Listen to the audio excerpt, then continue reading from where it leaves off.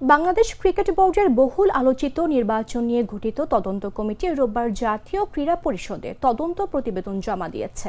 এই রিপোর্টের ভিত্তিতে পরবর্তী পদক্ষেপ নেয়ার আগে ক্রিকেটের সর্বোচ্চ নিয়ন্ত্রক সংস্থা আইসিসির সাথে আলোচনা করবে বলে জানিয়েছেন যুব ও ক্রীড়া প্রতিমন্ত্রী আমিনুল হক।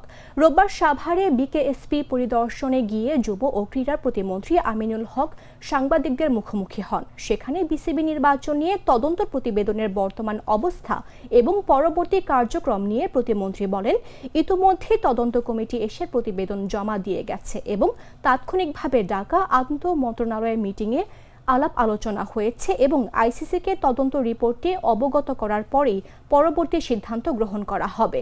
তদন্ত কমিটিতে সাবেক উপদেষ্টা আসিফ মাহমুদ সজীব ভুঁইয়ার অসহযোগিতা এবং তার অনুপস্থিতি নিয়ে প্রতিমন্ত্রী বলেন, তিনি অংশগ্রহণ করেননি নিশ্চয়ই সেই তদন্ত প্রতিবেদনের ভেতরে রয়েছে এবং সেটি যাচাই বাছাইও হয়েছে। আইসিসির সাথে কথা বলে তারপরে সিদ্ধান্ত জানানো হবে বলেও জানান তিনি। এদিকে সাবেক যুব ও ক্রীড়া উপদেষ্টা আসিফ মাহমুদ সজীব ভুঁইয়া সামাজিক যোগাযোগ মাধ্যমে প্রতিমন্ত্রীর বিরুদ্ধে ভয়ভীতি দেখিয়ে বোর্ড পরিচালকদের পদত্যাগ করার অভিযোগ তুলেছেন। সে বিষয়ে সরাসরি কোনো মন্তব্য করতে রাজি হননি আমিনুল হক।